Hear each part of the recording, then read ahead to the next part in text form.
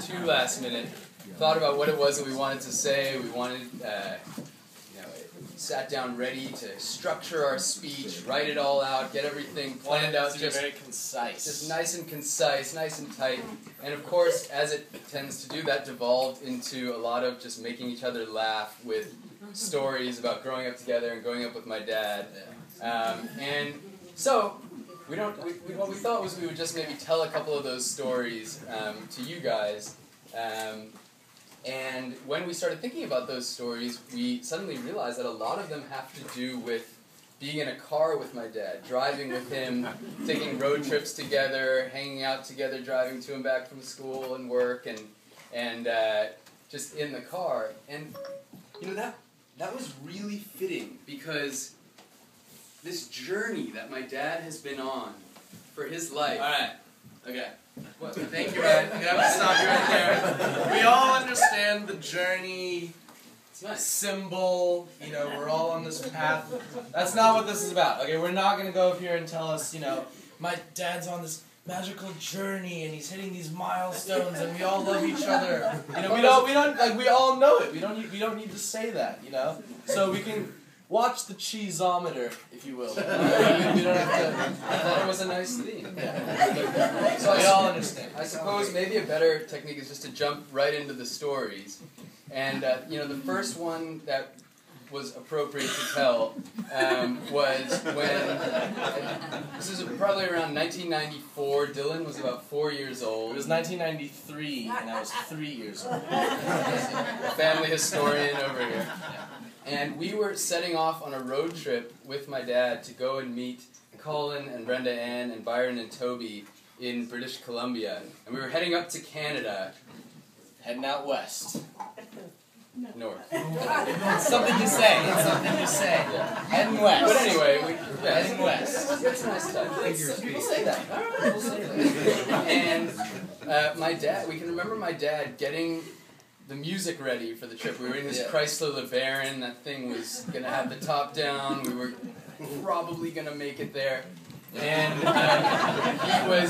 he was making mixtapes the entire week. He got out his CDs. Yeah. He was slaving for hours. It takes a long time with a cassette. You gotta be there. You can't just set it and forget it. It takes time. So he has this full set of CDs, and we get ready to go. We pack up the car. We've got music for the entire trip, and right around, I'd say, Camp Pendleton, my dad realized that he forgot every one of those tapes. And what we were left with was 3 CDs in the glove box. 3 great ones. We had Queen Innuendo. We had Other Voices, Other Rooms by Nancy Griffith, and we had Four Non Blondes, which became my favorite song of all time until I was like 9. And we listened to those albums over and over again. To this day, we know every word from those albums. But the truth is that the trip was amazing. We went all the way through California, through Oregon, through Washington, into Canada. It was good, but it wasn't like the whole point is it's not just the we went on a lot of trips, but just the times that we were in the car, just maybe like going to school. It was always kind of more than just driving in the car. We were playing games. We did top 10 lists of everything that existed ever. Top 10 broom manufacturers, top 10 guitarists with slick hair, everything. We even had a very good game where you would hold out in your hands a seemingly intact pretzel. Actually, this is a good time to just interject here that there was a period of about 8 years, I'd say, that our little family ran on Laura Scudder's Bavarian pretzels. So much so that anytime you got in my dad's car, if you just reached behind the passenger seat of the car, you'd find an open bag of these pretzels. And it was, I'd say a good 70% of our diet. Yeah. In the late 90s those pretzels. And so anyway, so the cool thing about the Laura Scudder's Bavarian salted pretzels were that if you crack it in half, it's got a very fine break. So you could easily take 2 halves of a pretzel, put it back together, and then if you held it with pressure in your hands, it would look like an intact pretzel. So we'd be driving to school, my dad would go, broken or not broken? That was a game. That was like an established game. You would lean in, you would stare at that thing like your life depended on it. Just kind of checking, maybe just like, allowing the elements from the window.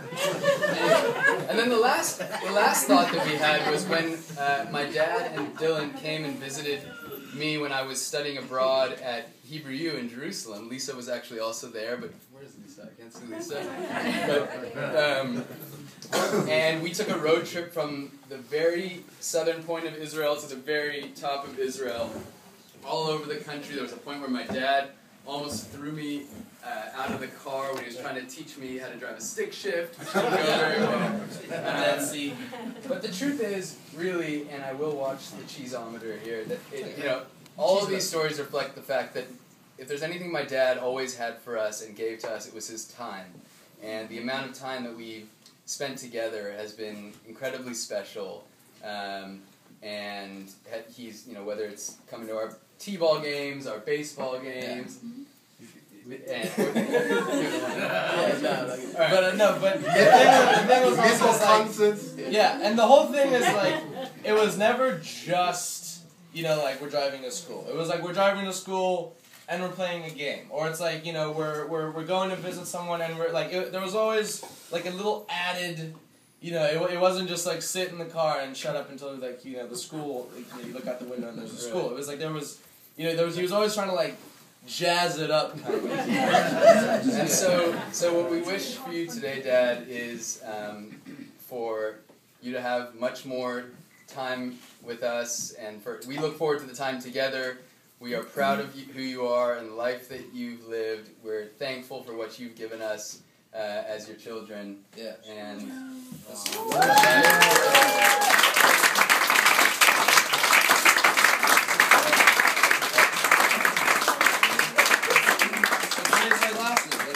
Matthias.